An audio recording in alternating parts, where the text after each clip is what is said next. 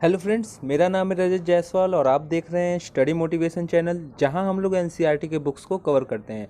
तो दोस्तों, आज हमारा एनसीईआरटी सोशियोलॉजी होगा, क्योंकि दोस्तों मैंने देखा सोशियोलॉजी का जो मैंने लास्ट वीडियो अपलोड किया था, समाज शास्त्र एवं समाज, जो कि क्लास 11th का है, चैप्टर नंबर 1 जो था, वो वीडियो क्वालिटी बहुत ही अच्छी नहीं थी, बहुत डाउन थी। बहुत लोगों का कमेंट आया उस पर कि वीडियो क्वालिटी अच्छी नहीं है, मतलब पढ़ने में समझ में नहीं आ रहा है। आवाज़ तो काफ़ी क्लियर थी लेकिन समझ नहीं पा रहे थे लोग क्या लिखा है एक्चुअली। तो मैंने ये निर्णय लिया कि मैं फिर से चैप्टर नंबर 1 को कवर करने जा रहा हूँ। और दोस्तों, मैं चाहता हूँ कि अपने वीडियो पर अच्छे कंटेंट दूँ, अच्छी क्वालिटी कंटेंट दूँ। तो इसीलिए मैंने ये निर्णय फिर से लिया कि इसे रिकॉर्ड किया जाए, ताकि अच्छे से आप लोग समझ पाओ, भले इसमें कितना भी टाइम लगे। तो ठीक है दोस्तों, आज का हमारा यही वीडियो रहेगा, समाज शास्त्र एवं समाज। वीडियो शुरू करने से पहले दोस्तों मैं ये बोलना चाहूँगा कि आप लोग अगर किसी भी सरकारी जॉब की अगर आप प्रिपरेशन कर रहे हो तो आप एनसीईआरटी बुक से पढ़ो। अगर आप यूपीएससी अगर करने वाले हो या आप स्टेट लेवल के एग्ज़ाम है, तो आप लोग एनसीईआरटी बुक को ही रीड करो, क्योंकि दोस्तों इससे आपका बेसिक मजबूत हो जाता है, आपको तर्क वितर्क करने में क्षमता मिलती है। क्योंकि यहाँ पर क्या होता है कि आपको आसान भाषा में समझाया जाता है। पीछे भी मैंने दोस्तों अदर सब्जेक्ट के वीडियोस को मैंने अपलोड किए हैं, जैसे ज्योग्राफी, हिस्ट्री, आप उसको भी चेक कर सकते हो, क्लास 6 to 12। ऐसे मैं अभी 12 तक पूरा नहीं अपलोड कर पाया हूँ, लेकिन धीरे धीरे वो चल रहा है, तो आप चाहो तो पीछे भी चेक कर सकते हो। दोस्तों वीडियो थोड़ा लंबा होगा, तो आपसे उम्मीद करता हूँ कि आप इसे पूरा जरूर देखोगे। और दोस्तों वीडियो अच्छा लगे तो लाइक और सब्सक्राइब जरूर कीजिएगा। तो चलिए इसी के साथ हम अपना वीडियो शुरू करते हैं, समाज शास्त्र एवं समाज। तो आज हम लोग जानेंगे कि समाज शास्त्र और समाज क्या है। ठीक है, चलिए आइए देखते हैं। परिचय से शुरू करेंगे हम लोग। क्या बोल रहा है, हम शुरुआत करते हैं कुछ सुझावों से, जो प्रायः आप जैसे युवा विद्यार्थियों के सम्मुख रखे जाते हैं। एक सुझाव प्रायः यह दिया जाता है कि मेहनत से पढ़ाई करोगे तो जीवन में सफलता पाओगे। जाहिर सी बात है दोस्तों, और लोग बोलते हैं कि अगर आप मेहनत से पढ़ोगे तो आप सफलता पाओगे। दूसरा सुझाव क्या देते हैं? दूसरा सुझाव यह होता है कि यदि आप इस विषय अथवा विषयों के समूह की पढ़ाई करेंगे तो भविष्य में अच्छी नौकरी मिलने की ज़्यादा संभावना रहेगी। यानी कि अगर आप बायो लेते हो तो आपका भविष्य अलग हो जाएगा, आप मेडिकल में जा सकते हो। उसके बाद अगर आप केमिस्ट्री स्ट्रीम से हो तो आप साइंटिस्ट के लेवल पे जा सकते हो, फिजिक्स में हो तब भी अलग लेवल पे जा सकते हो। और अगर आप कॉमर्स लेते हो तो आप अकाउंटेंसी स्ट्रीम में जाओगे, जहाँ पर आप सीए या फिर अदर लेवल पे आप एग्ज़ाम दोगे। तो वही चीज़ है, कोई खास सब्जेक्ट से आप अच्छी नौकरी पाने की संभावना रखोगे। तो फिर तीसरा सुझाव क्या है? तीसरा सुझाव इस प्रकार हो सकता है कि किसी लड़के के लिए यह विषय ज़्यादा उपयुक्त नहीं दिखता, अथवा एक लड़की के तौर पर क्या आपके विषयों को चुनाव व्यवहारिक है। चौथा सुझाव बोल रहा है, आपके परिवार को आपकी नौकरी की शीघ्र आवश्यकता है, तो ऐसी व्यवसाय न चुनें जिसमें बहुत ज़्यादा समय लगता हो, अथवा आपको अपने पारिवारिक व्यवसाय में कार्य करना है तो आप इस विषय को पढ़ने की इच्छा क्यों रखते हैं। तो यानी दोस्तों, अगर आप कुछ पढ़ रहे हैं तो अगर उसमें ज़्यादा समय लगने वाला है तो आप उसे न करें, यहाँ इसको बताना चाह रहा है। या फिर आप उसे क्यों कर रहे हैं, जब आप जान रहे हैं कि पारिवारिक स्थिति उतनी अच्छी नहीं है, या फिर आप जान रहे हैं कि मेरी पारिवारिक स्थिति ही यही है, जैसे आपके परिवार में काफ़ी बिजनेस बड़ा है, आप ज़्यादातर टाइम अपने बिजनेस में ही दे रहे हो, तो ऊपर से आप ये भी सपना साथ ही साथ रख रहे हो कि आपको यूपीएससी भी क्लियर करना है। तो ऐसा कैसे हो सकता है? ऐसा नहीं हो सकता है। तो वही बात बोल रहा है कि अगर आपके परिवार को व्यवसाय करना है तो आप इस विषय को पढ़ने की इच्छा क्यों रखते हैं। ठीक है, अब देखिए, आइए हम इन सुझाव पर गौर करें। क्या आप सोचते हैं कि पहला सुझाव बाकी 3 सुझावों का खंडन करता है? जाहिर सी बात है दोस्तों, पहला सुझाव खंडन करता है, क्योंकि उसमें पहले ही सुझाव में बोला था कि कोई व्यक्ति अगर कोई विषय से पढ़ता है तो वो एक सफल जिंदगी जीता है, एक नौकरी पाता है। तो अब उसमें क्या था, उसमें बार बार धीरे धीरे उसको भी खंडन करते हुए अलग अलग एग्जाम्पल दिया कि किसी खास सब्जेक्ट से पढ़ेगा तभी होगा, या फिर अगर किसी व्यवसाय में या फिर किसी अन्य चीज़ में व्यस्त होकर ही पढ़ रहा है तब क्या होगा। ठीक है, अब क्या बोल रहा है, क्योंकि पहला सुझाव दर्शाता है कि यदि आप कठिन परिश्रम करेंगे तो आप अच्छा कार्य करेंगे और अच्छी नौकरी पाएंगे। इसका दारोमदार स्वयं पर है। ठीक है, दूसरा सुझाव यह दर्शाता है कि आपके व्यक्तिगत प्रयास के अलावा नौकरी का ही एक बाजार है, और वह बाजार यह निश्चित करता है कि किस विषय की पढ़ाई करने से नौकरी के अवसर ज़्यादा हैं या कम हैं। तो दोस्तों यहाँ पर जाहिर सी बात है, पहला बता दिया यहाँ पर कि बताया कि आप क्या करेंगे कि अच्छी नौकरी पाएंगे। ठीक है, और दूसरा में बताया यही कि आपको जो विषय सब्जेक्ट एक खास चुनेंगे उसी स्ट्रीम में आपको ज़्यादा नौकरी मिलेगी। जैसे आप बैंकिंग सेक्टर चुनते हैं तो आप बैंकिंग में जॉब ले लोगे, और उसके बाद अगर आप बायो लेते तो आप डॉक्टर के में चले जाओगे, इसी तरह बताने की कोशिश कर रहा है। अब यहाँ पर बोल रहा है कि कहाँ गए हम लोग, सॉरी, तीसरा और चौथा सुझाव, ठीक है। तीसरा और चौथा सुझाव इस विषय को और भी जटिल बना देता है। यहाँ केवल हमारे व्यक्तिगत प्रयास और नौकरी का बाजार ही नहीं बल्कि लिंग, परिवार और सामाजिक परिवेश भी मायने रखते हैं। यानी कि जो सॉरी फ्रेंड्स, एक अर्जेंट कॉल आ गया था, उसकी वजह से वीडियो रोकना पड़ा। तो ठीक है, हम लोग कहाँ पर थे कि यही कि तीसरा और चौथा सुझाव इस विषय को लेकर था कि अगर आप किसी विषय के बारे में आप अच्छे से पढ़ रहे हो तो आपका सिर्फ व्यक्तिगत जो पढ़ाई के लिए रुचि है वो तो काम करेगा ही करेगा, साथ ही साथ आपका ये भी काम करना चाहिए कि आपके किस लिंग के हैं, आपके घर की व्यावसायिक स्थिति क्या है, आपका घर का परिवेश कैसा है। यानी कि अगर आप लड़की हैं तो कोई खास सब्जेक्ट चुनेंगे, लड़के हैं तो उसके लिए कोई खास सब्जेक्ट चुनेंगे, अगर व्यापार है आपके घर में तो उसके लिए, या फिर घर की आर्थिक स्थिति नहीं तो उसके लिए कोई खास सब्जेक्ट चुनेंगे। तो ये तीसरा और चौथा के बारे में बताया। अब देखिए क्या बोल रहा है कि यद्यपि व्यक्तिगत प्रयासों का बहुत अधिक महत्व है, जाहिर सी बात है दोस्तों, अगर आप कोई किसी भी फील्ड में अगर आप प्रयास करोगे तो उसका सबसे ज़्यादा महत्व होता है, उसके बाद ही पारिवारिक या फिर लिंग वाले जो महत्व होते हैं वो बाद आते हैं, ठीक है। अरे कहाँ थे हम लोग, परिणाम को निश्चित, जैसा कि हम देखते हैं कि कुछ अन्य सामाजिक कारक भी हैं जो परिणाम को निर्धारित करने में महत्वपूर्ण भूमिका निभाते हैं। हमने केवल नौकरी का बाजार, सामाजिक आर्थिक पृष्ठभूमि एवं लिंग का जिक्र किया, क्या आप अन्य कारकों के बारे में सोच सकते हैं? तो दोस्तों सोचिएगा आप। अब देखिए क्या करें, हम पूछ सकते हैं क्या यह कौन निश्चित करता है कि एक अच्छी नौकरी क्या है। सही बात है, हम ऐसा बोल सकते हैं कि ऐसा क्या है कि वही करने से आपको अच्छी नौकरी मिलेगी। क्या एक अच्छी नौकरी के बारे में सभी समाजों की सोच एक जैसी है? ऐसा नहीं है दोस्तों। अगर आप बिजनेस कर रहे हो तो आप उसमें ज़्यादा इनकम है तो आप अच्छा उसे मानोगे, दूसरा कोई है तो आप उसे सही नहीं समझेगा। या फिर ये बोल सकते हैं कि अगर कोई इंजीनियरिंग कर रहा है उसमें वो ज़्यादा सक्सेस नहीं है तो बिजनेस वाला उससे अधिक सक्सेस है तो वो अपना राय इसके बारे में बोल सकता है। तो यही है कि सभी एक अच्छी नौकरी के बारे में सबका एक राय नहीं होता है। अब क्या बोल रहा है, क्या इसका पैमाना पैसा है? जी हाँ, ऐसा हो सकता है, इसका पैमाना पैसा ही हो। क्या पता कोई एक समोसा बेचने वाला अच्छा कमाए किसी इंजीनियर से, कोई पकौड़ी बेचने वाला अच्छा कमाए किसी डॉक्टर से, तो वो सबका अलग अलग हो सकता है। तो ये पैसे के मामले में भी निर्भर करता है। अब बोल रहा है अथवा सम्मान या सामाजिक मान्यता या व्यक्तिगत संतुष्टि जो एक नौकरी की हैसियत का निर्धारण करते हैं। अब दोस्तों ये सबसे बड़ी बात बोल दिया कि अगर आप समोसा बेचते हो तो उसमें आपको क्या होता है, उसमें इज्जत नहीं मिलती है। कोई भी आता है आप उसे सर्व करोगे, वो कुछ भी बोल देगा, ये छोटू चल ये लेकर आ, ये कर वो कर, ऐसा क्यों सर्व किया, कुछ खराब निकलता आपको बोल सकता है। तो वो सम्मानित नौकरी नहीं है, सम्मानित आय का अर्जन नहीं कहलाएगा। सम्मानित आय का अर्जन कब कहलाएगा दोस्तों? देखो ऐसी बात नहीं कि सम्मानित आय का अर्जन नहीं कहलाएगा, एक वे में इसको देखा जाए। ऐसा मैं किसी का अपमान नहीं कर रहा हूँ कि जो पकौड़ी बेचने वाला है वो सम्मान के लायक नहीं है, वो अपने आप में सभी लोग सम्मान के लायक है। लेकिन आज की सामाजिक स्थिति जो इस तरह निर्धारण कर दी गई है कि लोग किसके बारे में क्या सोच रहे हैं। लोग यही सोचेंगे ना कि सरकारी नौकरी वाला तो उसकी पदवी बढ़ जाएगी, उनके नज़र में उनका मतलब पोस्ट जो रहेगा और उनका बारे में ख्याल जो रहेगा वो ऊंचा हो जाएगा। लेकिन वहीं तरफ दूसरी तरफ कोई फेमस दुकानदार मिठाई वाला भी रहेगा ना, तो वो एक मिठाई वाला ही कहलाएगा। तो वही बात यहाँ पे सामाजिक अवधारणा को लेकर चल रहा है। तो मैं किसी की यहाँ पे निंदा नहीं कर रहा हूँ, मैं बस एक वे में आपको समझाने की कोशिश कर रहा हूँ। अब बोल रहा है कि क्या संस्कृति एवं सामाजिक मानक भी इसमें कोई भूमिका होती है? तो जाहिर सी बात है दोस्तों, संस्कृति और सामाजिक मानक का भी इसमें बहुत बड़ा भूमिका होता है। अब देखिए क्या बोल रहा है, प्रत्येक विद्यार्थी को तरक्की हेतु मेहनत से अध्ययन करना अवश्य करना चाहिए, लेकिन वह कितना अच्छा कर पाता है यह सामाजिक कारकों के एक पूरे समुच्चय द्वारा निर्धारित होता है।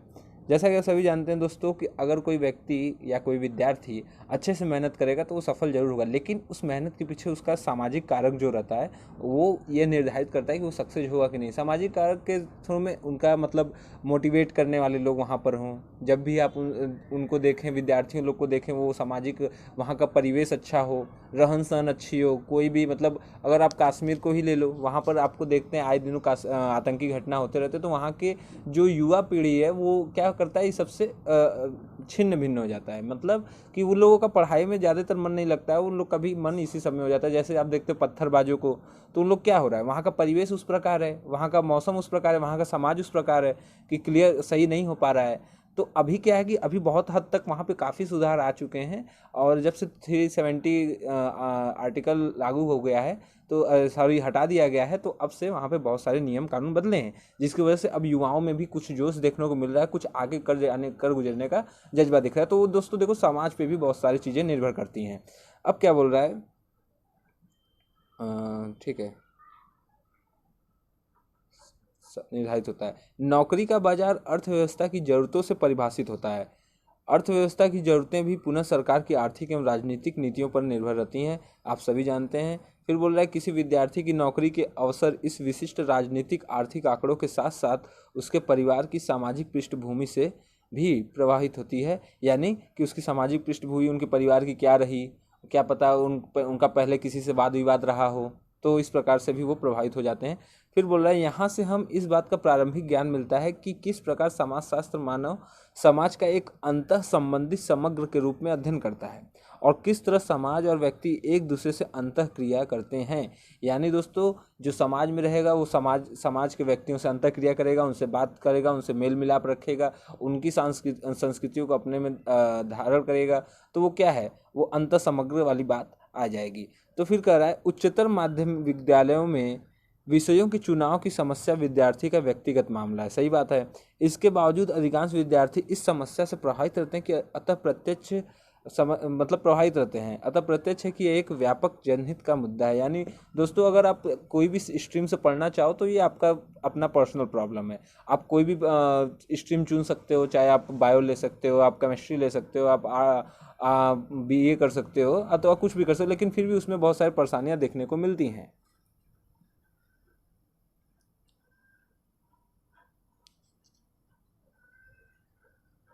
इसीलिए इसको क्या कहा जा सकता है कि यह एक व्यापक जनहित मुद्दा है, क्योंकि दोस्तों इससे बहुत बड़े क्षेत्र में बहुत बड़े वर्ग के लोगों को प्रभाव देखने को मिलता है, कि यानी वो लोग कंफ्यूज हमेशा रहते हैं कि कौन सा स्ट्रीम चुना जाए।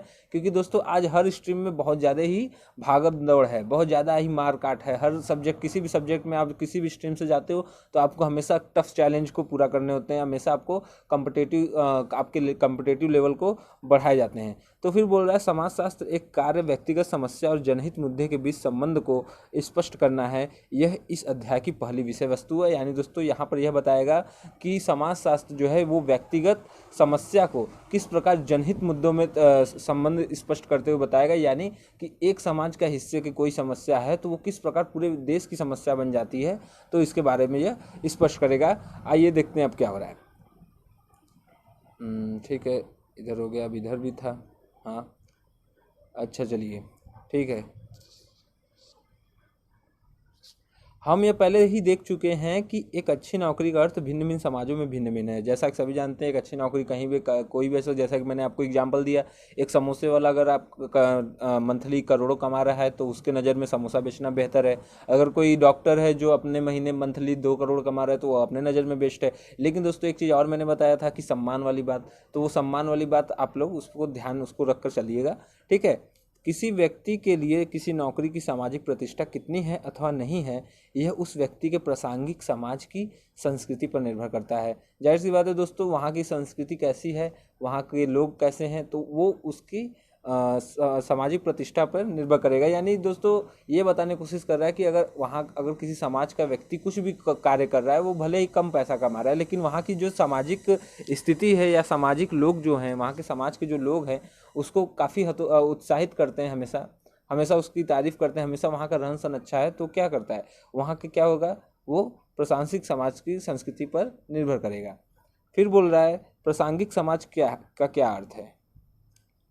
प्रासंगिक समाज का क्या अर्थ है, क्या इसका अर्थ है वह समाज जिससे वह संबंधित है। सही बात है दोस्तों, प्रासंगिक समाज का मतलब वही जिस समाज से वो संबंध करता है, जिस समाज से वो रिलेट करता है, वही प्रासंगिक समाज हुआ। ऐसा तो पढ़ने में आता है। लेकिन फिर क्या बोल रहा है, क्या यह पास पड़ोस है, ठीक है, क्या यह समुदाय है, क्या यह जाति या जनजाति है, क्या यह उसके माता पिता का व्यापारिक दायरा है, क्या यह राष्ट्र है। इस प्रकार इस अध्याय का दूसरा बिंदु यह है कि वर्तमान समय में व्यक्ति कैसे एक से अधिक समाजों से जुड़ा हुआ है और समाज कैसे असमान होते हैं। यानी दोस्तों यहाँ पर यह बताने की कोशिश कर रहा है कि किस प्रकार एक व्यक्ति पूरे समाज से जुड़ा हुआ है और ये समाज पूरे कैसे देश से जुड़ा हुआ है, और हर जगह समाज एक समान नहीं है, हर जगह असमान है। किस किस दायरे में, ये एक राष्ट्र के रूप में, एक माता पिता के रूप में, एक राष्ट्र के रूप में, एक माता पिता के रूप में और आस पड़ोस के रूप में। तो हर जगह का समाज जो है वो असमान है। ठीक है। अब बोल रहा तीसरा अध्याय क्या है? तीसरा अध्याय इसका परिचय देता है कि समाजशास्त्र में समाज का विविधता अध्ययन किया जाता है। यह अध्ययन दार्शनिक और धार्मिक अनुचिंतन एवं साथ ही समाज के रोजमर्रा के सामान्य प्रेक्षण के एकदम अलग है। यानी जो तीसरा अध्याय हम लोग पढ़ेंगे उसमें क्या करेगा, समाजशास्त्र का परिचय बताएगा और यह बताएगा और यह आपका अध्ययन करवाएगा कि किस प्रकार दार्शनिक और धार्मिक अनुचिंतन जो होते हैं वो लोग किस प्रकार समाज को निर्धारित करते हैं, किस प्रकार समाज को व्यक्त करते हैं, क्योंकि वो हमेशा इधर उधर घूमते रहते हैं और समाज का सर्वेक्षण करते रहते हैं, परीक्षण करते रहते हैं और बताते रहते हैं कि हाँ इस समाज के लोग ऐसे हैं, यहाँ की संस्कृतियाँ ऐसी हैं। ठीक है। और वहाँ के रोजमर्रा की ज़िंदगी को बताने की कोशिश करते हैं। अब बोल रहा चौथी बात क्या है? चौथी बात, समाज के अध्ययन का यह अलग तरीका ज़्यादा अच्छी तरह समझा जा सकता है यदि हम पीछे मुड़कर बौद्धिक विचारों एवं भौतिक स्थितियों पर ऐतिहासिक दृष्टि डालें जिसमें समाजशास्त्र का जन्म एवं विकास हुआ।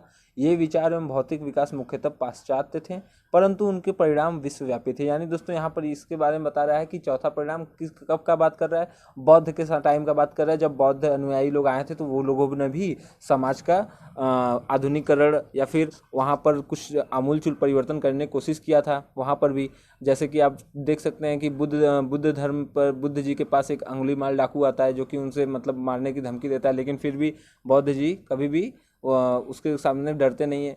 तो उन्होंने अपने मतलब बातों के द्वारा उस अंगुलीमाल डाकू को एक सही पथ पे चलने को निर्देश दिया। तो वो सब क्या था? सामाजिक परिवर्तन करने का ही तो एक धारणा थी। तो वही बता रहा है कि चौथे चैप्टर में हम लोग क्या पढ़ेंगे, चौथे अध्याय में ये पढ़ेंगे कि किस प्रकार समाजशास्त्र का जन्म और विकास हुआ। ठीक है। अब देखिए पांचवा हम इस विश्वव्यापी पक्ष एवं तरीके को देखते हैं जिसमें भारत में समाजशास्त्र का आगमन हुआ। अब हम पांचवा इस प्रकार देखेंगे किस प्रकार समाजशास्त्र का आगमन भारत में हुआ, कैसे अन्य विदेशों से लोगों ने भारत में आकर भारत की जानकारी के बारे में पढ़ा, वहाँ की संस्कृति के बारे में देखा और भारत के लोग किस प्रकार अपनी संस्कृति को दूसरे देशों में लेकर गए, अपने सामाजिक स्थिति को दूसरे देशों में ले जाकर बताएं। फिर कह रहा है यह याद रखना महत्वपूर्ण है कि जिस प्रकार हम में से प्रत्येक की अपनी एक अलग जीवनी है उसी तरह एक विषय की भी जीवनी होती है। विषय के इतिहास को समझने से विषय को समझने में सहायता मिलती है। यानी दोस्तों कि जिस प्रकार हमारी अपनी एक लाइफ है तो हम लोग अपने लाइफ को जानने के लिए हम लोग क्या करते हैं, अपने दादा परदादा को देखते हैं कि उन लोग कहाँ से आए, कैसे आए, क्यों हम लोग इस स्थिति में आज हैं, क्यों हम लोग उस स्थिति में थे। ठीक है। और उसी प्रकार क्या होता है, एक विषय भी होता है जिसको समझने में हम लोग किस प्रकार समझते हैं कि आखिर ये आया कैसे, ये कैसे शुरू हुआ, इसका उद्भाव कैसे हुआ। ठीक है। फिर वीर बोला अंत में समाजशास्त्र के विषय क्षेत्र एवं अन्य विषयों से इसके संबंधों की चर्चा की गई है। यानी लास्ट में हम लोग समाजशास्त्र को अन्य विषय से चर्चा कर सकते हैं कि ये भौगोलिक रूप से कैसी है, ठीक है, और ये साहित्य के रूप में कैसी है, अन्य तरीके से, या फिर ऐतिहासिक रूप में ये कैसी थी, ऐसा कुछ। ठीक है। अब देखिए यहाँ पे क्या बोल रहा है क्रियाकलाप में दे रहा है कि मिल्स के उद्धरण, जो कि बहुत एक अच्छे दार्शनिक थे मिल्स, बोल रहा है मिल्स के उद्धरण को ध्यानपूर्वक पढ़ें तब अगले पृष्ठ पर दिए गए दृश्य और रिपोर्ट की जांच करें। क्या आपने ध्यान दिया कि एक गरीब और गृहविहीन दंपति का दृश्य कैसा है?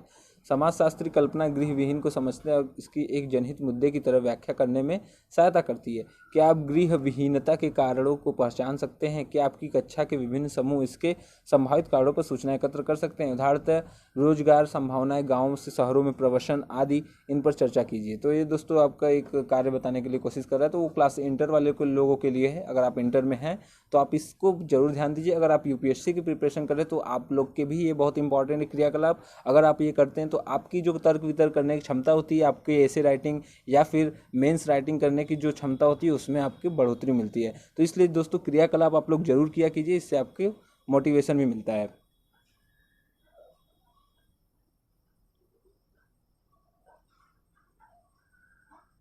ठीक है दोस्तों, इसका लग रहा है उच्चारण ऊपर की तरफ से दिया हुआ है यहाँ से। हाँ, अध्याय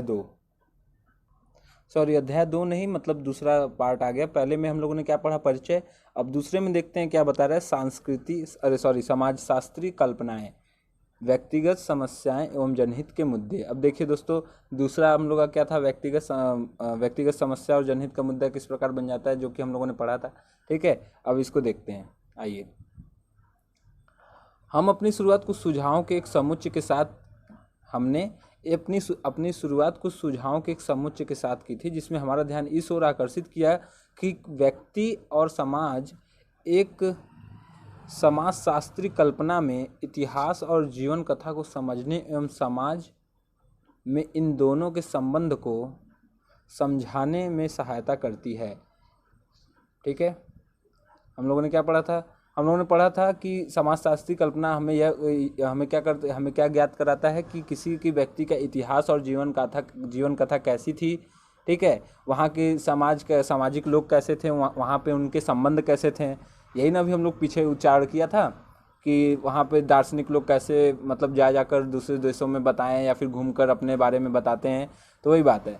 फिर बोल रहा है इसका मुख्य कार्य है और इसका वायदा भी शायद सबसे अधिक परिणामदायक विभेद जिसके द्वारा समाजशास्त्री कल्पना कार्य करती है वह व्यक्तिगत समस्याओं और सामाजिक संरचना के जनहित के मुद्दे के बीच है। जब किसी को व्यक्तिगत या अपने आसपास के लोगों के साथ संबंधों में कठिनाइयाँ हो जाती तब वह उसे स्वयं प्रत्यक्ष व निजी रूप से ज्ञात सीमित सामाजिक दायरे में सुलझाता है। इन मुद्दों का संबंध व्यक्ति के निजी जीवन तथा स्थानीय वातावरण से परे होता है। यानी यहाँ बताने की कोशिश कर रहा है कि कोई भी सामाजिक जो संरचना होती है वो क्या होती है, किसी भी जनहित के मुद्दे के बीच में होती है। यानी कि अगर आपके बीच के एरिया में कोई दिक्कत हो रहा है, कोई प्रॉब्लम हो रहा है, तो आप सीधे हाई कोर्ट में नहीं चले जाओगे, आप कभी सुप्रीम कोर्ट में नहीं जाओगे, नहीं आप प्रधानमंत्री के पास जाओगे। आप कोशिश करोगे कि उसी सामाजिक मुद्दे को उसी समाज के दायरे में हम लोग खत्म कर दें। आप बहुत करोगे, बगल के थाने पे पहुंच जाओगे, आप उसी समाज के थाने पे जा सकते हो, उसी समाज के कचहरी पे जा सकते हो, बस यही कर सकते हो।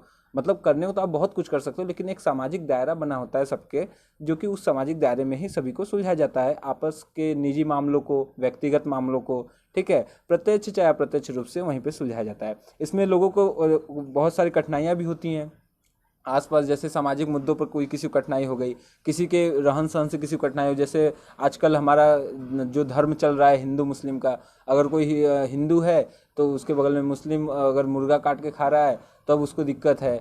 तो ऐसे दिक्कत हमेशा हो जाती हैं, सामाजिक दिक्कतें होती रहती हैं। तो क्या होता है कि उसको हम लोग आपस में ही मिलजुल कर सुलझाते हैं। तो वही बताने की कोशिश कर रहा है कि निजी जीवन तथा स्थानीय वातावरण इन मुद्दों का संबंध व्यक्ति के निजी जीवन और स्थानीय वातावरण पर होता है, जो कि सामाजिक दायरे में सुलझाए जाते हैं। ठीक है, अब क्या बोल रहा है, समकालीन इतिहास के तथ्य पुरुषों और स्त्रियों की सफलता और असफलता के तथ्य भी हैं।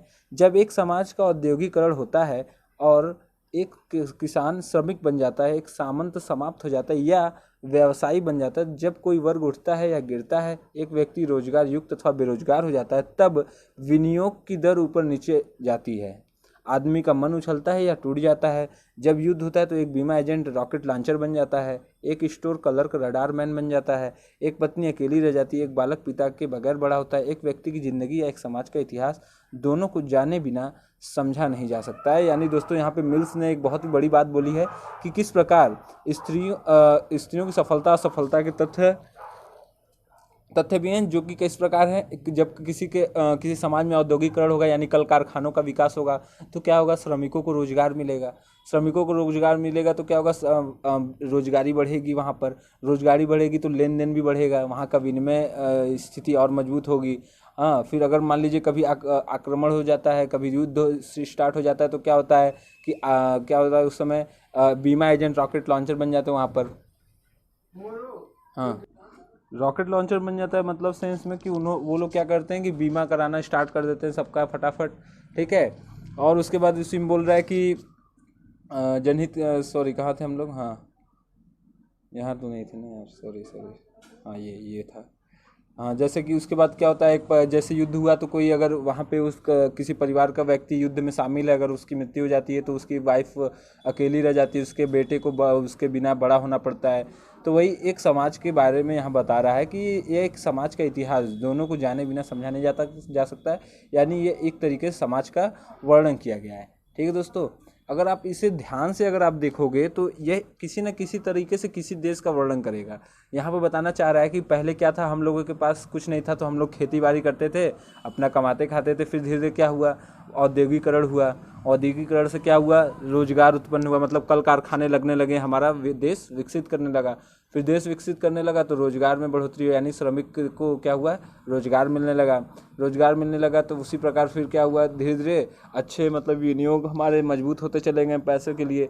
फिर क्या होता है कि कुछ ही देर बाद दूसरे देशों का आक्रमण हो जाता है हमारे ऊपर उन्हीं सब चीज़ों को लूटने के लिए। तो क्या होता है, देश जब आक्रमण होगा तो युद्ध होगा, बहुत सारे लोग मारे जाएंगे, तो उसमें क्या होगा, कोई भी पत्नी विधवा हो सकती है, कोई का बेटा उसके बिना बड़ा होगा। तो इसी तरह एक समाज का इतिहास बताने की कोशिश किया गया है। ठीक है, अब आइए देखें क्या है। यहाँ पर एक फोटो दिखा रहा है पिक, जहाँ पर ये बता रहा है कि गृह विहीन दंपति, जैसा कि हम लोगों ने मिल्स का ऊपर पढ़ा था यहाँ पर ये वाला एरिया क्रियाकलाप में, कि किस प्रकार गृह विहीन हो जाते हैं लोग। तो वही बता रहा है कि 1990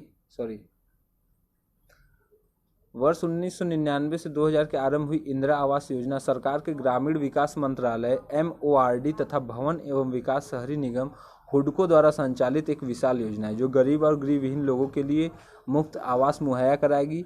क्या आप ऐसे अन्य मुद्दों को बता सकते हैं जो व्यक्तिगत समस्याओं के जनहित मुद्दों में संबंध दर्शाते हैं?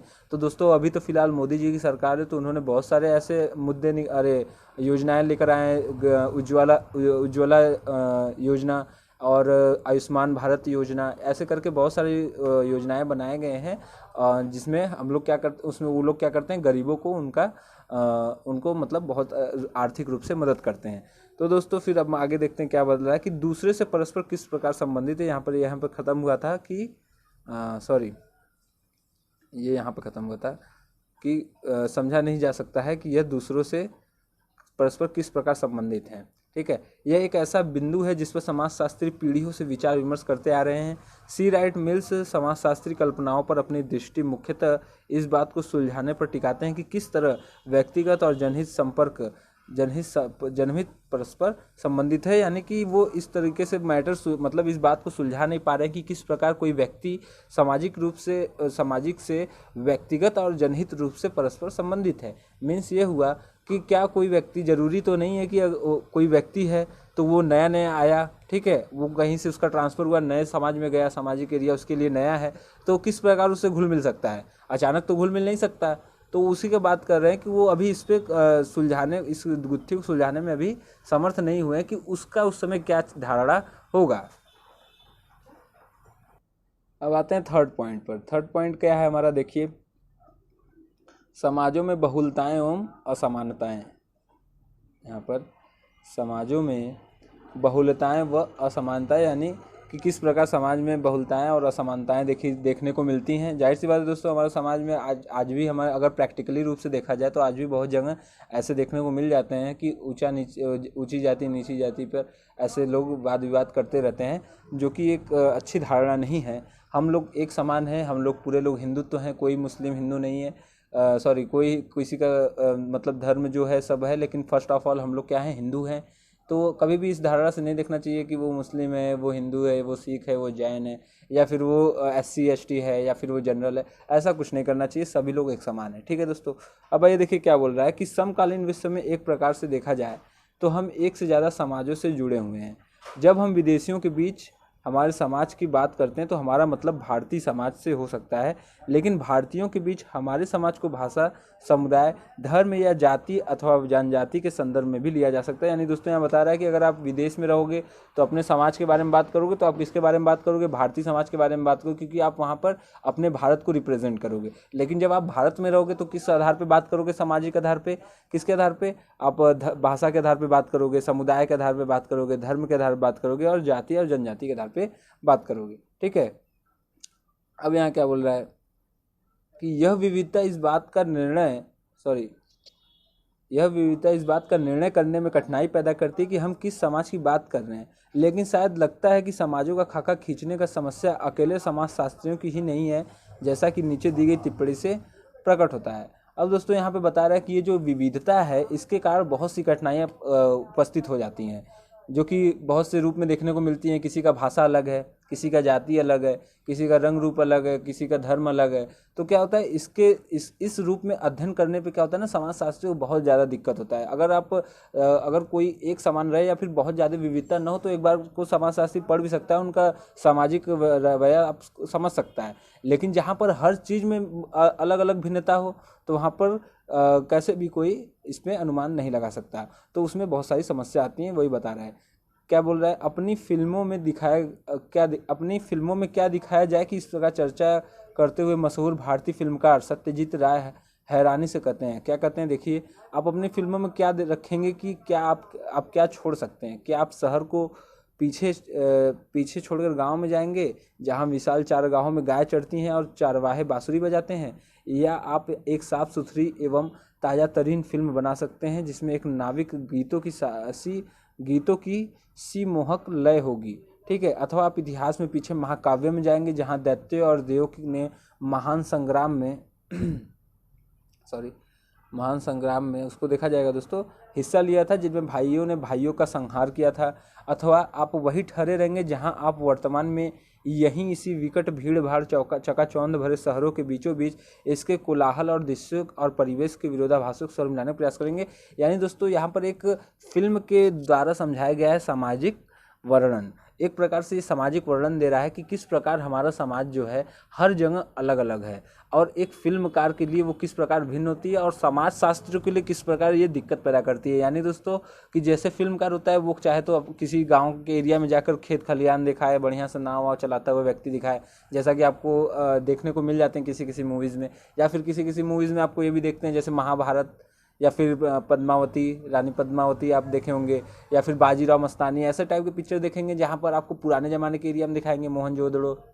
तो वो सब क्या है, वो सब भी तो एक समाज का हिस्सा ही था, पहले समाज का हिस्सा था। तो क्या अब क्या नहीं है, अब भी है। तो क्या कर रहा है यहाँ पर, बोल रहा है कि या तो आप क्या करेंगे कि शहर के बीचों बीच इसके कोलाहल और दृश्यों के परिवेश में विरोधाभासों से सौर मिलाने का प्रयास करेंगे। तो वही बताने की कोशिश कर रहा है कि हर जगह जो सामाजिक स्थिति है अलग अलग है, और समाजशास्त्री के लिए इस प्रकार से इसको भेद करना और इस प्रकार से इसे समझना बहुत ही कठिनाई भरा कार्य होता है, और फिल्मकारों के लिए भी यह उसी प्रकार कठिनाई होता है, क्योंकि फिल्म में जो आप देखते हो तो वो समाज से ही रिलेटेड कुछ ना कुछ आप देखते हो, तो उसमें उनके लिए ये बहुत ही चुनौतीपूर्ण रूप होता है कि कुछ वो ऐसा न दिखा दें जिससे कि अलग समाज वाले लोग प्रभावित हों या उससे गुस्सा हों। आप जब भी देखते हो कि आए दिन बहुत सारे केसेस मिल जाते हैं किसी मूवी में, किसी चीज़ को लेकर अगर कोई गलत सीन दिखा दिया तो क्या करते हैं लोग, केस कर देते हैं, मूवी बैन तक हो जाती है। तो वही चीज़ बताने की कोशिश कर रहा है। फिर बोल रहा है यह समाजशास्त्र के प्रमुख प्रश्न है कि समाज में किस चीज़ पर ध्यान केंद्रित किया जाए। जाहिर सी बात है दोस्तों, इतनी विविधता है कि किस पर ध्यान दिया जाए। हम सत्यजीत राय की टिप्पणी पर पुनः जाते हैं तो स्तब्ध होते हैं कि क्या उनके द्वारा किया गया गांव का चित्रण रोमांटिक है।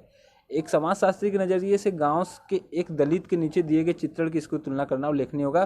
तो देखिए किस प्रकार उल्लेख कर रहे हैं, आइए देखते हैं। जब मैंने उसे पहली बार देखा वह गांव की छप्पर की छत वाली चाय की दुकान के सामने धूल भरी सड़क पर बैठा था, जानबूझकर अपना गिलास और प्लेट अपने बगल में रखे हुए थे, जो दुकानदार के लिए मुख्य संकेत था कि अछूत को चाय खरीदनी है।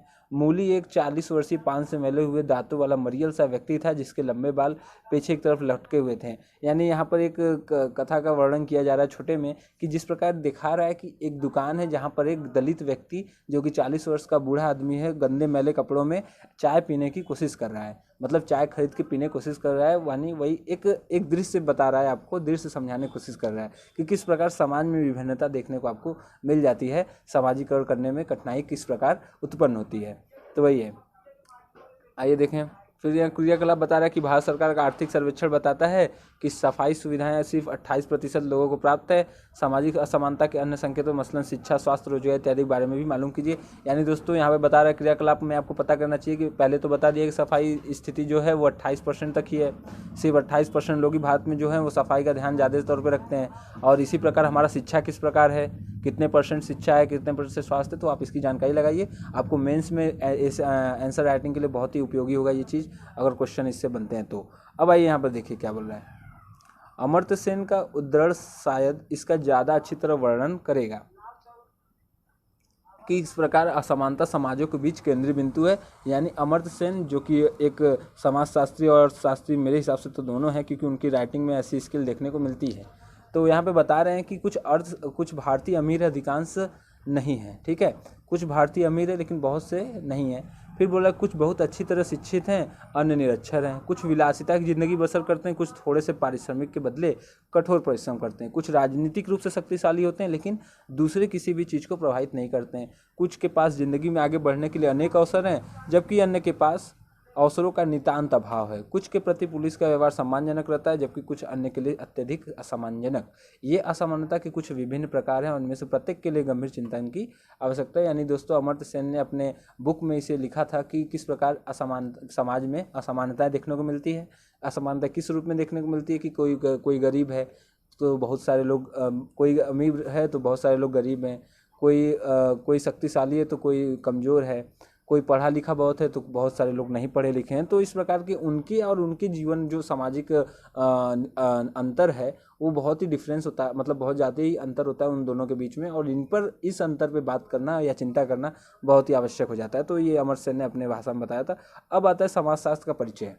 अब देखिए ये एमए के क्वेश्चन में ऐसे क्वेश्चन बन जाते हैं। एमए सेकंड पेपर पर मैंने अभी हाल ही में पढ़ा था, उसमें लिखा था समाजशास्त्र का परिचय दीजिए, तो यहाँ से क्वेश्चन आंसर बन जाएंगे। अगर जो लोग इंटर से पढ़ते हुए चलेंगे तो अच्छा लिख पाएंगे उसमें भी। तो देखिए क्या बता रहा है कि समाज का एक अंतर संबंधी समग्र के रूप में अध्ययन करने से समाजशास्त्र के मुख्य सरोकार एवं समाजशास्त्री कल्पनाओं के बारे में आपको पहले ही परिचय दिया जा चुका है। यानी कि किस प्रकार समाज का विस्तारीकरण होता है, किस प्रकार समाजशास्त्री लोग किसी समाज के बारे में वर्णन करते हैं, या फिर किस प्रकार अपनी कल्पनाओं के हिसाब से किसी भी समाज के बारे में बतलाते हैं, या फिर यह दिखाते हैं कि क्या हो रहा है उस समाज में, क्या नहीं हो रहा है, या वो समाज किस प्रकार दूसरे समाज से भिन्न है। तो वो इस सब का अब हम लोग ऊपर वर्णन किए पूरी अच्छी तरीके से, जहाँ पे अमर्त्य सेन ने अपना बताया, मिल्स ने अपना उदाहरण दिया, तो और एक फिल्मकार के रूप में सत्यजीत ने उदाहरण दिया कि किस प्रकार समाज का रवैया अलग अलग है और किस प्रकार सामाजिक लोग एक दूसरे से भिन्न है। ठीक है। अब यहाँ बोल रहा है कि व्यक्तिगत पसंद और नौकरी के बाजार पर हमारी परिचर्चा से पता चलता है कि किस प्रकार आर्थिक, राजनीतिक, पारिवारिक, सांस्कृतिक एवं शैक्षणिक संस्थाएं अतः संबंधित हैं और किस प्रकार एक व्यक्ति इसमें बंधा हुआ भी है। यानी दोस्तों जैसा कि हम लोगों ने देखा है नौकरी वाली बात में देखा, तो उसमें क्या देखा हमने कि उसमें यही ना पता चला कि किस प्रकार कोई नौकरी करने के लिए जाता है तो उसमें क्या होता है, उसको पढ़ने की जरूरत पड़ती है। वो पढ़ेगा कब, जब उसकी आर्थिक स्थिति अच्छी रहेगी। आर्थिक स्थिति कब अच्छी रहेगी, जब उसके घर में कोई ना कोई मतलब अच्छे पोस्ट पे होगा, उसकी संस्कृति अच्छी होगी, वहाँ की सामाजिक एरिया अच्छा होगा। ठीक है, वहाँ तो ये सब क्या है, ये सब भी एक दूसरे से जुड़े हुए हैं, किसी व्यक्ति से ये सब भी संबंधित हैं, बंधे हुए हैं। क्योंकि अगर कोई व्यक्ति अगर कुछ करना चाहता है तो उसके आसपास के सामाजिक जो कार्य हो कर रहे हैं वो भी बहुत ज़्यादा प्रभावित होते हैं। जैसे कि मैंने अभी बताया कि अगर कोई व्यक्ति नौकरी करना चाह रहा है तो जाहिर सी बात है उसको पढ़ना पड़ेगा। अब जब वो पढ़ेगा तो जब वो पढ़ेगा तो क्या करेगा, वो पढ़ेगा तो शिक्षा संस्थान में जाएगा, किसी कोचिंग में जाएगा वो। अब किसी कोचिंग में जाएगा तो क्या करेगा, वहाँ फीस देगा, फिर कुछ अगर किसी अच्छे पोस्ट पे चला जाएगा तो उसको वहाँ पर निर्धारित करेगा। तो ये क्या है, इस तरीके से सब चीज़ बना हुआ है, अपने परिवार से वो बना हुआ है। अगर उसकी परिवार की स्थिति अच्छी तो वो पढ़ेगा, नहीं अच्छी तो वो नहीं पढ़ पाएगा, क्योंकि नहीं पढ़ पाएगा वो कुछ और कार्य करने की कोशिश करेगा। तो यही सब बताने को फिर बोल रहा है कि तथापि कुछ सीमा तक इसको बदल भी सकता है। यानी कि बंधा हुआ है लेकिन फिर भी कुछ सीमा तक इसको बदल सकता है। यानी कि जो पढ़ाई शिक्षा संबंधित वो बंधा हुआ है या संस्कृति से बंधा हुआ है तो वो उसको बदल सकता है, उसको चेंज कर सकता है। वो दूसरे से उसको वो अगर चाहे तो दूसरे समाज में जाकर स्थापित ले सकता है, अपनी संस्कृतियों में परिवर्तन ला सकता है। अगर जैसे IAS ऑफिसर वगैरह लोग होते हैं, IPS, वो जो प्रशासन में होते हैं लोग, वो क्या होते हैं, उनको हमेशा अपना जिला नहीं दिया जाता है पोस्ट के लिए, उनको हमेशा अलग अलग जिला नियुक्त किया जाता है जो कि उनके पोस्ट से बाहर रहता है। जैसे मान लो कोई यूपी का अगर छात्र है IAS बना तो उसको जाहिर सी बात है उसे महाराष्ट्र का IAS बनाया जाएगा, उसे क्या कहते हैं उड़ीसा के साइड बना दिया जाएगा। क्यों? क्योंकि वहाँ पर उसको तो वहाँ पर मान लीजिए वो बन गया तो क्या करेगा, वो अपनी संस्कृति को बदलेगा। ऐसा तो नहीं है कि यूपी वाला ही व्यवहार रखेगा, वहाँ पर क्या करेगा, उनके हाव भाव से परिवर्तित होगा। तो यानी कोई व्यक्ति अपना इन सब जो बंधन है संस्कृति, पारिवारिक, शैक्षिक या फिर आर्थिक, तो क्या करता है उसको बदल भी सकता है। फिर बोल रहा है अगले कुछ अध्याय विभिन्न संस्थाओं और साथ ही साथ संस्कृति पर आधारित होंगे। यानी कुछ जो अध्याय हैं वो किस पे आधारित होंगे, संस्कृति पर आधारित होंगे, जो कि हम लोग पढ़ेंगे। फिर बोल रहा है ये समाजशास्त्र की कुछ प्रमुख शब्दावली संकल्पनाओं पर भी केंद्रित होंगे जिससे समाज को समझने में आपको मदद मिलेगी। क्योंकि समाजशास्त्र मनुष्य के सामाजिक जीवन, समूहों और समाजों का अध्ययन है। जाहिर सी बात है दोस्तों, आप इसको पढ़ेंगे, क्यों पढ़ेंगे, क्योंकि समाजशास्त्र जो क्या है वो समझने क्या करता है, आपको क्या समझने में मदद करता है, समाजशास्त्र को सामाजिक जीवन के थ्रू या समूहों और समाजों का अध्ययन कराता है। तो इस प्रकार आप समाजशास्त्र को समझ पाते हो। फिर बोल रहा है एक सामाजिक प्राणी की तरह स्वयं हमारा व्यवहार इसकी विषय वस्तु है। अब देखिए क्या बोल रहा है, समाजशास्त्र ऐसा कार्य करने वाला पहला विषय नहीं है। लोगों ने हमेशा से उस समाज और समूह को देखा और समझा है जिसमें वे रहते हैं। यह सभी सभ्यताओं और युगों के दार्शनिक, धार्मिक गुरुओं और विविधताओं की पुस्तकों से स्पष्ट होता है। अपने जीवन और अपने समाज के बारे में सोचने वाला मानव स्वभाव केवल दार्शनिकों एवं सामाजिक विचारों तक सीमित नहीं है। दोस्तों यहाँ बताने की कोशिश कर रहा है कि जो हमारा समाज है वो क्या है, वो सिर्फ दार्शनिक और जो दार्शनिक और सामाजिक विचारक होते हैं उन्हीं लोगों पर सीमित नहीं है। यानी उन्हीं के थ्रू हमें ये नहीं पता चलता है कि हमारा समाज कैसा है या हमारा समाज कैसा था। हमें पुराने ज़माने के लोग, मतलब पुराने जो धर्म थे और जो गुरु लोग होते थे, या फिर बौद्ध धर्म को ले लीजिए आप, या जैन धर्म को ले लीजिए, तो उनकी सभ्यताओं के माध्यम से भी यह स्पष्ट हो जाता है कि पहले के समाज भी इस प्रकार रहते थे या वहाँ पर इस प्रकार के बदलाव होते थे। ठीक है। फिर बोल रहा है हम सभी अपने रोज़मर्रा की ज़िंदगी के बारे में और दूसरों की ज़िंदगी के बारे में अपने अपने विचार रहते हैं, और इसी तरह अपने समाज और दूसरे समाज के बारे में भी। यानी यहाँ बता रहा है कि अपने विचार हम लोग दूसरी ज़िंदगी के बारे में रखते हैं, मतलब कि कोई कोई वो व्यक्ति किस प्रकार अपना जीवन निर्वहन कर रहा होगा, कोई अब अगला व्यक्ति किस प्रकार रह रहा होगा, तो हम लोग क्या करते हैं, तर्क वितर्क करते रहते हैं दूसरे सामाजिक के लोगों से। यानी कि उड़ीसा वाले क्या कर रहे होंगे इस टाइम पे, उनका रहन सहन कैसा होगा, वहाँ पे बारिश ज़्यादा, मान लीजिए धूप बहुत तगड़ी पड़ती है तो कैसा है, मतलब वो रहते होंगे, तो ये सब वो लोग भी तर्क वितर्क करते होंगे कि कश्मीर वाले कैसे रहते होंगे इतनी बर्फ़ में। ठीक है। फिर बोल रहा है ये रोजाना की हमारी धारणाएं और हमारी सामान्य बौद्धिक बौद्धिक समझ ही है जिसके अनुसार हम अपना जीवन जीते हैं। तो भी एक विषय के रूप में समाजशास्त्र का एक समाज के बारे में प्रेक्षण एवं विचार दार्शनिक अनुचिंतनों एवं सामान्य बौद्धिक समझ से हटकर है। जाहिर सी बात है दोस्तों, हम लोग इतना तर्क वितर्क करने के बाद भी जो हमारा क्या है, समाजशास्त्र का एक जो समाज है वो क्या है, वो सभी दार्शनिक और इनके सामाजिक विचारक के बौद्धिक चिंतन से बहुत ही अलग है। यानी कि वो जो भी सोचते हैं, जो भी वो दर्शाते हैं, उससे भी कहीं हद तक ज़्यादा ऊपर समाज है, यानी उनसे भी ऊपर हट कर समाज है हमारा। ठीक है। फिर बोल रहा है मानव व्यवहार में क्या नैतिक है और क्या अनैतिक, रहन सहन के वांछित तरीकों एवं एक अच्छे समाज के बारे में दार्शनिक तथा धार्मिक विचार अक्सर निरीक्षण करते रहते हैं। यानी कि किसी के व्यवहार में क्या चीज़ अच्छी है, क्या बुरी है, उनके रहन सहन में क्या कौन से तरीके अच्छे हैं, कौन से बुरे हैं। ठीक है। उसी प्रकार एक अच्छे समाज की क्या पहचान है, क्या नहीं है। तो ये सब क्या है, दार्शनिक और जो धार्मिक विचारक लोग रहते हैं वो हमेशा इसका निरीक्षण करते रहते हैं, जांच करते रहते हैं बराबर। ठीक है। अब क्या कर रहा है, बोल रहा है समाजशास्त्र का सरोकार भी मानकों एवं मूल्यों के प्रति है, लेकिन इसकी मुख्य दृष्टि इन मानकों एवं मूल्यों से परे उन उद्देश्यों पर है जिसका लोगों को अनुसरण करना चाहिए। इसका सरोकार उस तरीके से है जिसके तहत वे वास्तविक समाजों में कार्य करते हैं। अध्याय 3 में आप देखेंगे कि किस प्रकार धर्म का समाजशास्त्र ईश्वर मीमांसा अध्ययन से अलग है। समाजों का अनुभाविक अध्ययन समाजशास्त्रियों के कार्य का एक अहम हिस्सा है, लेकिन इस बात का यह अर्थ कदापि नहीं है कि समाजशास्त्र का मूल्यों के प्रति कोई सरोकार नहीं है। इसका तात्पर्य केवल यह है कि जब एक समाजशास्त्री एक समाज का अध्ययन करता है तब वह जानकारियाँ इकट्ठा करने और प्रेक्षण करने को उत्सुक होता है, चाहे वह उसकी निजी पसंद के प्रतिकूल हो। यानी दोस्तों यहाँ पे जो समाजशास्त्री लोग होते हैं वो हमेशा क्या करते हैं, हमेशा कुछ न कुछ साक्ष्यों को इकट्ठा करते हैं कि पहले एक समाज कैसे थे कैसे नहीं थे। तो वो क्या है, वो इस सब चीज़ के लिए क्यों करते हैं, ऐसा नहीं है कि वो इनको करने में बहुत अच्छा लगता है या वो अपने निजी खुंदस निकालने के लिए करते हैं, या फिर इसलिए जानने के लिए करते हैं कि अरे मेरा समाज किस प्रकार बढ़ा, मेरे एरिया में इतना ज़्यादा काट मार होता है तो पहले क्या था, ऐसा नहीं है। वो लोग क्या करते हैं, वो पूरे वैश्विक रूप से उसका निरीक्षण करते हैं कि पहले के लोग जो थे वो किस प्रकार थे।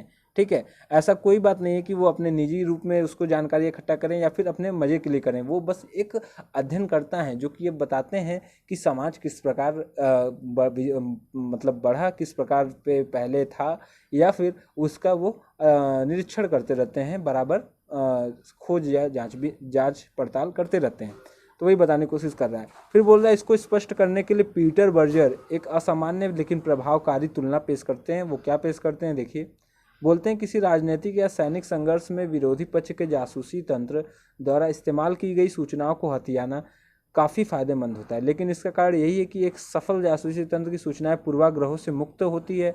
यदि कोई जासूस अपनी रिपोर्टिंग अपने अधिकारियों की विचारधारा एवं महत्वाकांक्षाओं को ध्यान में रखकर करता है तो उसकी रिपोर्ट न सिर्फ अपने पक्ष के लिए अनुपयोगी होगी बल्कि विरोध पक्ष के लिए भी, यदि वह उसे हथियाना चाहे, एक समाजशास्त्री भी काफ़ी है। यानी दोस्तों काफ़ी मायने में एक जासूस होता है। यानी दोस्तों यहाँ एक समाजशास्त्री को क्या कर रहा है, जासूस के रूप में जासूस के रूप में उसका वर्णन कर रहा है। क्यों? क्योंकि जैसे एक जासूस किसी प्रकार किसी सिपाही को या राजनीतिक हिस्से के किसी व्यक्ति का क्या करता है, अगर जासूसी करता है तो क्या करता है, वो अपने जितने भी साक्ष्य जुटाता है वो क्या करता है, बराबर अपने पास ही रखता है। न तो किसी को अपना रिपोर्ट दिखाता है, न ही किसी को जानने देता है। लेकिन अगर वही जासूस अगर किसी को बारे में जानने दे दे तो क्या होगा, पक्ष के लिए भी लाभदायक हो जाएगा। यानी जो राजनीतिक जो चाह रहा है कि उसको मतलब उसकी जासूसी होनी चाहिए तो पक्ष के लिए भी मतलब वो फायदेमंद हो जाएगा कि हाँ हाँ ये ठीक है। और विपक्ष को वाले पे अगर पता चल गया तो वो भी उसके लिए भी फायदेमंद है कि भैया मेरे बारे में ये सब हो रहा है, तो वो अपना एक्शन बदल लेगा।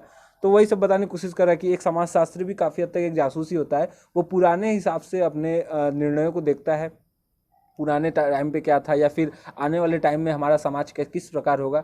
तो वो पहले अपने लिए अध्ययन करता है, उसका परीक्षण करता है, न कि वो किसी को इसके बारे में बहुत ज़्यादा फैलाता है। वो खुद पहले अध्ययन करता है, इसका परीक्षण करता है, एकदम तह तक जाता है, तभी इसके बारे में कुछ बात करता है। फिर यहाँ बता रहा है कि उसका काम है कि किसी निश्चित क्षेत्र में अधिक से अधिक शुद्ध रिपोर्ट तैयार करना, जितना कि वह कर सकता है। यानी जैसा कि मैंने बताया कि मतलब समाजशास्त्री क्या करता है, बहुत ही ज़्यादा उसका परीक्षण करेगा, उसके एरिया को, वो अपने एरिया को, अपने समझ को निर्धारण करेगा और वहाँ पर क्या क्या करेगा, अपने जांच पड़ताल अच्छे ढंग से करेगा और पूरे एकदम सही एकदम तह तक जाकर उसकी जांच पड़ताल करेगा, तब जाकर वो किसी निष्कर्ष पे पहुँचेगा। ठीक है, तो वही बोल रहा है कि जितना कि वह कर सकता है अपनी रिपोर्ट तैयार करने में अच्छे चीज़ों का उपयोग करेगा। फिर बोल रहा है क्या इसका यह अर्थ निकलता है कि समाजशास्त्री की अपने अध्ययन के उद्देश्यों के बारे में जानना अथवा उस काम के प्रति जिसके लिए समाजशास्त्रीय जानकारियाँ जुटाई जा रही हैं कोई सामाजिक जिम्मेदारी नहीं है। उसकी जिम्मेदारी भी उतनी ही है जितनी समाज के एक नागरिक की होती है। यानी दोस्तों जैसे कि बोल रहा है कि जो समाजशास्त्री जितने भी साक्ष्य को जुटाता है या अपने काम को करता है, तो जितने भी जानकारियाँ वो जुटाता है या अपने कार्य को जितनी लगन से करता है, तो क्या करता है, क्या वो एक सामाजिक जिम्मेदारी नहीं है? है दोस्तों, वो तो सामाजिक जिम्मेदारी है। साथ ही साथ क्या है, हम लोग की भी ये अपनी जिम्मेदारी बनती है कि हम लोग भी अपने समाज के बारे में जानने के लिए उत्सुक रहें। ये भी जाने कि आगे आने वाला समाज हमारा कैसा होगा, या पीछे हमारा समाज कैसा था, या इस टाइम जो हमारा समाज चल रहा है वो किस गति की ओर जा रहा है, क्या पता वो किसी क्षय की ओर जा रहा हो। ठीक है, तो वो क्या कर रहा है कि यह एक सामाजिक जिम्मेदारी है जो कि सभी लोगों को इस जिम्मेदारी को निर्वहन करना चाहिए। ठीक है, तो वही बोल रहा है कि उसकी भी, किसी सामाजिक व्यक्ति की भी उतनी ही जिम्मेदारी होती है जितनी कि समाज के एक नागरिक की होती है। लेकिन यह पूछताछ समाजशास्त्री पूछताछ नहीं है। यानी कि ये जो भी पूछताछ होगा, मतलब अगर कोई व्यक्ति से कोई पूछता है समाजशास्त्री के बारे में तो वो एक व्यक्ति पूछताछ होगा, न कि समाजशास्त्री पूछताछ। ठीक है,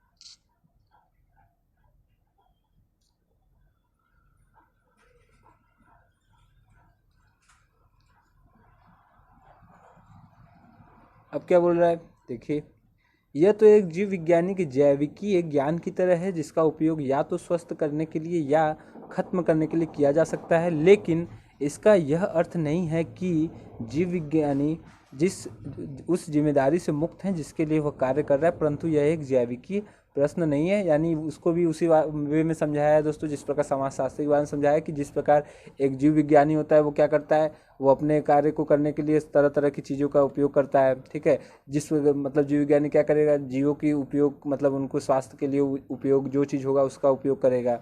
हाँ, और उसको मतलब कि उसके लिए बहुत सारे बंदोबस्त करेगा, या फिर उसके मान लीजिए कोई जानकारी नहीं मिल पा रही है तो उसको निजता तक जाएगा। तो क्या होता है कि वो उसकी भी एक जिम्मेदारी बनती है कि वो किस प्रकार उसका निर्वहन कर रहा है। लेकिन यह एक क्या है, परंतु यह एक जैविकीय प्रश्न नहीं है कि इसको ये कहते हुए आप नहीं सुनोगे कि उसने इस प्रकार क्यों किया, या वो जैविक विज्ञानी है तो उसने इस प्रकार क्यों किया कि वो खत्म हो गया, या फिर वो धारणा खत्म हो गई, या वो चलन में नहीं है। ठीक है, अब देखिए क्या बोल रहा है कि समाजशास्त्र अपने आरंभिक काल से ही स्वयं को विज्ञान की तरह समझता है।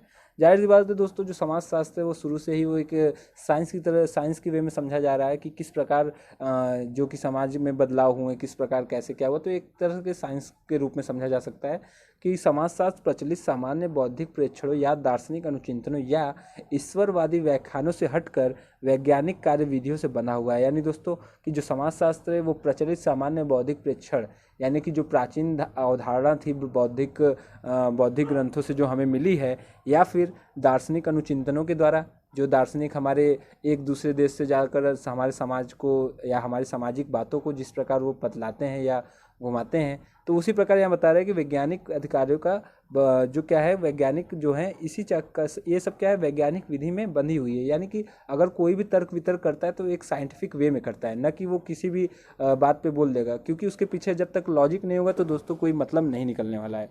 तो एक तरीके से क्या हो गया, साइंटिफिक फैक्ट भी हो जाता है, जो कि वैज्ञानिक कार्यविधियों के में बंधा है। तो अब देखिए क्या बोल रहा है कि इसका अर्थ है कि जिन कथनों पर समाजशास्त्री पहुंचता है वह कथन साक्ष्य के निश्चित नियमों के प्रेक्षणों द्वारा प्राप्त किए होने चाहिए, ताकि दूसरे व्यक्ति उनकी जांच कर सके या उनकी जानकारियों के विकास हेतु उन्हें दोहरा सके। समाजशास्त्र में प्राकृतिक विज्ञान तथा मानव विज्ञान क्या है, मानव विज्ञान के अंतर पर और परिमाणात्मक तथा गुणात्मक अनुसंधानों के अंतर पर पर्याप्त बहस हो चुके हैं। यानी दोस्तों अगर कोई भी समाजशास्त्री है, कोई भी समाजशास्त्री कोई भी जानकारी कलेक्ट करता है या फिर किसी बात को वो अपने किसी बात को अपने पक्ष में रखता है या बताता है कि समाज ऐसे ऐसे है, तो क्या करे, वो एक स्पष्ट धारणा प्रस्तुत करे। क्योंकि होता क्या है कि मनोवैज्ञानिक और जो हमारे मनोवैज्ञानिक और प्राकृतिक विज्ञान जो है, इस समय क्या होते हैं, इस सब पे तर्क वितर्क होने लगता है कि नहीं ऐसा नहीं था, उस समय के लोग ऐसे थे। तो क्या होता है, इसीलिए क्या होता है कि बहुत ही जांच के साथ ही उनकी जानकारियों को विकसित हेतु उन्हें दोहरा सके, यानी कि बहुत ही अच्छी नॉलेज के साथ उसे कलेक्ट करें उन जानकारियों को। यानी सामाजिक जो जानकारी समाजशास्त्री जो कलेक्ट करते हैं जानकारियों को, उन्हें एक अच्छे तह तक जाकर रिसर्च करें और रिसर्च करने के बाद ही उसको निर्धारित करें। ठीक है,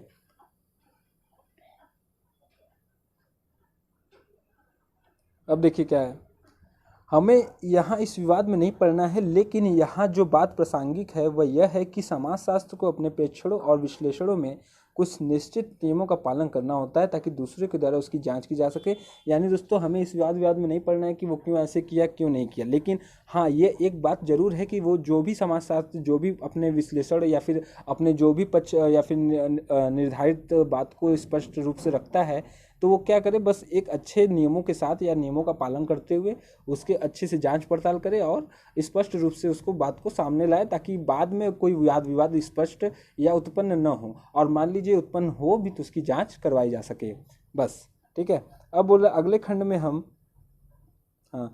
खंड में हम समाजशास्त्री ज्ञान और सामान्य बौद्धिक ज्ञान की तुलना करने जा रहे हैं, जो एक बार फिर इस बात पर बल देता है कि समाजशास्त्र जिस तरह से समाज का प्रेक्षण करता है उसमें पद्धतियों की भूमिका, प्रक्रियाएं और नियमों का कितना महत्व है। इस पाठ्यपुस्तक का 5वां अध्याय आपको बताएगा कि समाजशास्त्री क्या करते हैं और वे किस तरह समाज का अध्ययन करते हैं। समाजशास्त्र और सामान्य बौद्धिक ज्ञान के बीच के अंतरों का विस्तृत वर्णन समाजशास्त्री उपागम एवं पद्धति के बारे में एक विशिष्ट विचार देता है। यानी दोस्तों ये 4था अध्याय में हम लोगों ने, मतलब इसके आगे वाले अध्याय में हम लोग पढ़ेंगे कि किस प्रकार इसकी महत्व, किस प्रकार इसकी भूमिकाएं कितना महत्व रखती हैं। ठीक है, और ये भी बताएगा कि किस प्रकार समाजशास्त्री अध्ययन करते हैं किसी भी चीज़ को, क्या किसी साक्ष्य को जुटाने के लिए। ठीक है, और इनके अंतरों के बारे में भी हम लोग पढ़ेंगे कि सामान्य बौद्धिक ज्ञान के बीच क्या अंतर है और समाजशास्त्रियों के बीच में क्या अंतर है। तो वो हम लोग किस अध्याय में पढ़ेंगे, अध्याय 5 में। तो यहाँ पर उसका एक संक्षिप्त विवरण दे रहा है कि समाजशास्त्र और सामान्य बौद्धिक ज्ञान। ठीक है, अब देखिए हम देख चुके हैं किस तरह समाजशास्त्री ज्ञान ईश्वरीय मीमांसा और दार्शनिक प्रेक्षणों से अलग है। इसी प्रकार समाजशास्त्र सामान्य बौद्धिक प्रेक्षणों से अलग है। सामान्य बौद्धिक वर्णन सामान्यतः उन पर आधारित होते हैं जिन्हें हम प्रकृतिवादी और या व्यक्तिवादी वर्णन कर सकते हैं।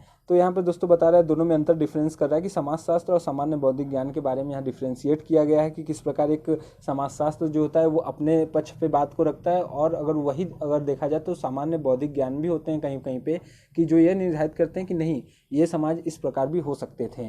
तो वही दोनों का पक्ष विपक्ष देखने को इसमें मिलेगा आपको। यहाँ पर ये बता रहा है कि वहाँ प्रकृतिवादी और व्यक्तिगत वर्णन इसे हम लोग कर सकते हैं। फिर यहाँ बोल रहा है कि व्यवहार एक प्रकृतिवादी वर्णन इस मान्यता पर निर्भर करता है कि एक व्यक्ति व्यवहार के प्राकृतिक कारणों की पहचान कर सकता है। अतः समाजशास्त्र सामान्य बौद्धिक प्रेक्षणों एवं विचारों तथा साथ ही साथ दार्शनिक विचारों दोनों से ही अलग है। यह हमेशा या सामान्यतः भी चमत्कारिक परिणाम नहीं देता, लेकिन अर्थपूर्ण और संदिग्ध संपर्कों तक केवल सामान्य संपर्कों की छानबीन द्वारा ही पहुंचा जा सकता है।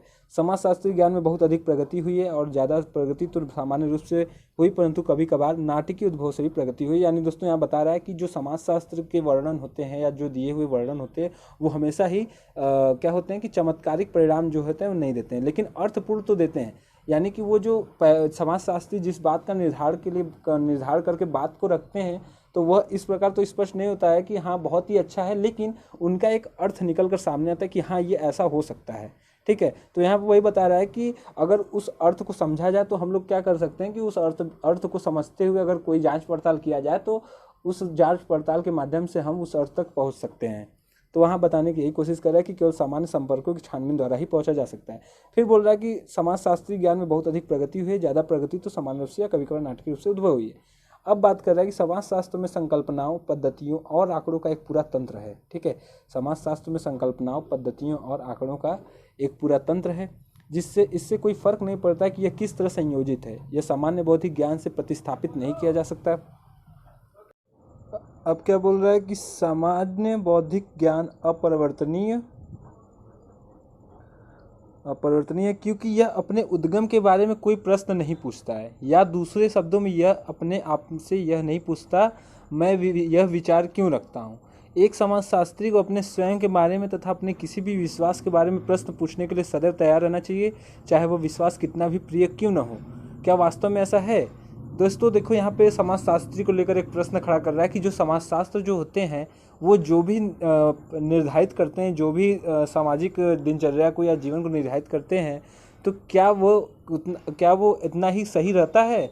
क्योंकि दोस्तों देखो, जो समाजशास्त्री होते हैं वो अपने विश्वास पर किसी भी चीज़ को पक्ष या विपक्ष में रखते हैं, किसी भी चीज़ को स्पष्ट करते हैं। तो क्या पता उनका विश्वास उतना मजबूत ना हो उनके प्रति, लेकिन बात को तो उन्होंने रख दिया। तो ये किस प्रकार ऐसा किया, मतलब सही हो, और ये कितना सही है, ये इसी की बात को दर्शाने के लिए बोला कि क्या वास्तव में ऐसा है। समाजशास्त्र के दोनों ही उपागम व्यवस्थित एवं प्रश्नकारी वैज्ञानिक खोज की एक विस्तृत परंपरा से निकले। यानी दोस्तों यहाँ बता रहा है कि जितने ये जो प्रश्न निकले हैं क्या है, एक वैज्ञानिक खोज की विस्तृत परंपरा से निकले। यानी कि ऐसा ही माना जा सकता है वैज्ञानिक रूप से कि जो भी समाजशास्त्री होते हैं वो अपने पक्ष विपक्ष को जो भी बातों को स्पष्ट रखते हैं तो वो अपने विश्वास से रखते हैं। तो उनका विश्वास किस हद तक उनके ऊपर काबू हो रहा है कि नहीं हो रहा है, उनके ऊपर लागू हो रहा है कि नहीं हो रहा है। कहीं ऐसा तो नहीं है कि ये जो विश्वास रखे हैं वो सिर्फ मनगढ़ंत हो, या फिर वो सिर्फ अपने बात को रखने के लिए बस ऐसा कह रहे हों, भले उन्होंने उस पर ज़्यादा रिसर्च न किया हो। तो वही यहाँ पे बताने की कोशिश कर रहा है कि वैज्ञानिक कार्यविधियों के इस महत्व को तभी समझा जा सकता है जब हम अतीत की तरफ लौटे और उस समय की सामाजिक परिस्थिति को समझें जिसमें समाजशास्त्री दृष्टिकोण का उद्भव हुआ था। यानी कि इन कार्यकारी जो वैज्ञानिक कार्यविधि का महत्व इसलिए बताया गया यहाँ पे दोस्तों कि इससे माध्यम से यह पता चलेगा कि हम लोग क्या करें कि प्राचीन के टाइम पे जाएं और वहाँ पर समझें कि समाजशास्त्रियों का उद्भव कैसे हुआ, समाजशास्त्रियों का दृष्टिकोण का उद्भव किस प्रकार हुआ। यानी कि वो लोग किस प्रकार सामाजिक परिस्थिति को समझने लगे, सामाजिक धारणाओं को समझने लगे, समाज के बारे में विचार करने लगे, तो किस प्रकार उनका ये दृष्टिकोण उद्भव हुआ। इसको जानने के लिए हम लोग क्या करते हैं, वैज्ञानिक कार्यविधि को समझते हैं। अब बोल रहा है वैज्ञानिक आधुनिक विज्ञान में हुए विकासों का समाजशास्त्र पर गहरा प्रभाव पड़ा था। चलिए हम संक्षिप्त रूप में देखें कि समाजशास्त्र की रचना में बौद्धिक विचार की भूमिका कहाँ तक है। यानी कि समाजशास्त्र की रचना कहाँ तक बौद्धिक विचारों की की रचना में बौद्धिक विचार कहाँ तक स्पष्ट होते हैं। यानी कि प्राचीन काल में जो बौद्ध धर्म अनुयायी या फिर जैन धर्म लोग थे, उन लोगों के सामाजिक विचारों का इस पे किस प्रकार प्रभाव पड़ता है। या फिर इस प्रकार भी बोल सकते हैं कि बौद्धिक विचारों यहाँ पे किसी इंसान के बुद्धि से मस्तिष्क के जुड़े हुए, यहाँ दो वे में आपको समझाया कि किसी दिमाग के मस्तिष्क से जुड़े हुए किसी सामाजिक परिकल्पना को किस प्रकार ये स्पष्ट करता है। तो यहाँ पर दोस्तों ये 5वां वाला था, खत्म हो गया। 6वां वाला हम लोग शुरू करने वाले हैं जल्द ही। ठीक है दोस्तों, मुझे यहाँ पर ये वीडियो को रोकना पड़ेगा क्योंकि वीडियो काफ़ी लंबा हो रहा है। मुझे लगा था कि मैं इसे कवर कर लूँगा जल्दी जल्दी, क्योंकि अभी अभी ये 10वां पेज है और मुझे अभी 10 पेज और कवर करने होंगे। तो अभी से ही देख रहे हैं वीडियो 1 घंटे के ऊपर चला जा चुका है, तो इसलिए दोस्तों मैं सोच रहा हूँ कि इसको यहीं पर रोका जाए। और ये आप ऊपर एक ग्राफ देख लीजिए जहाँ पर ये बता रहा है कि प्रकृतिवादी और समाजशास्त्री में क्या डिफरेंस बताया गया है। कि प्रकृतिवादी बता रहा है कि जो लोग गरीब क्या बता रहे हैं, गरीबी लोग गरीब इसलिए हैं क्योंकि वे काम से जी चुराते हैं, समाज समस्याग्रस्त परिवारों से आते हैं, परिवार का उचित बजट बनाने में अयोग्य हैं, बुद्धिमत्ता की कमी है एवं कार्य के लिए स्थानांतरण से डरते हैं। तो ये क्या है, प्रकृतिवादी है। अब समाजशास्त्री देख लेते हैं क्या होते हैं। समाजशास्त्री क्या बताते हैं कि समकालीन गरीबी का कारण वर्ग समाज में असमानता की संरचना है। वे लोग इससे ज़्यादा प्रभावित होते हैं जिनकी कार्य की अनियमितता, दीर्घकालिक मजदूरी कम है। तो समाजशास्त्री इस बात को बता रहे हैं कि जो गरीबी है वो किस कारण आ रही है, वो असमानता के कारण आ रही है। समाज में असमानता है और काम ज़्यादा करवा रहे हैं, वेतन कम दे रहे हैं, इस वजह से गरीबी है। और वहीं दूसरी तरफ प्रकृतिवादी क्या बोल रहे हैं कि ये गरीब थे ही, जब गरीब रहेंगे तो गरीब परिवार से आएंगे तो क्या करेंगे, ज़्यादा मेहनत नहीं करना चाहेंगे, हमेशा सोचेंगे कि कहीं से भी बस मिल जाए खा लें। ज़्यादा मेहनत नहीं करेंगे तो कमाएंगे नहीं तो क्या रहेंगे, गरीब ही रहेंगे। तो ये दोनों का डिफरेंस किया है, आप इसे एक बार देख लीजिएगा। तो इसी के साथ दोस्तों मैं आपसे अलविदा लेना चाहूँगा। और हाँ दोस्तों, एक बार ज़रूर मैं बोलूँगा कि अगर वीडियो अच्छा लगे तो लाइक सब्सक्राइब जरूर किया कीजिए। बहुत मेहनत लगती है वीडियो बनाने में दोस्तों, और क्योंकि आप लोग लाइक सब्सक्राइब और कमेंट करोगे तो मुझे भी मोटिवेशन मिलेगा। तो मैं आगे इसी प्रकार आपको नए नए चैप्टर्स की वीडियो लाते रहूँगा। और दोस्तों फिर एक बार मैं दोहरा रहा हूँ कि अगर आपने पीछे के चैप्टर्स के वीडियो नहीं देखे हैं, पीछे सब्जेक्ट के वीडियो नहीं देखे आप, मैंने ऑलरेडी हिस्ट्री ज्योग्राफी के भी एनसीईआरटी शुरू किया हुआ है, उसमें भी मैंने 4-5 चैप्टर अपलोड कर दिया है। आप लोग वहाँ पे भी जाइए, देखिए और अपने भाई लोग के साथ या बहन लोगों के साथ शेयर कीजिए। ठीक है दोस्तों, बस यही कहना था मुझे। और चैनल को सब्सक्राइब किए बगैर नहीं जाइएगा और बेल आइकन भी दबा दीजिए ताकि मेरा वीडियो अपलोड होते ही आपको पता चल जाए। तो चलिए दोस्तों, मिलते हैं नेक्स्ट वीडियो में, इसी के पार्ट 2 में मिलेंगे हम लोग। तब तक के लिए जय हिंद, जय भारत।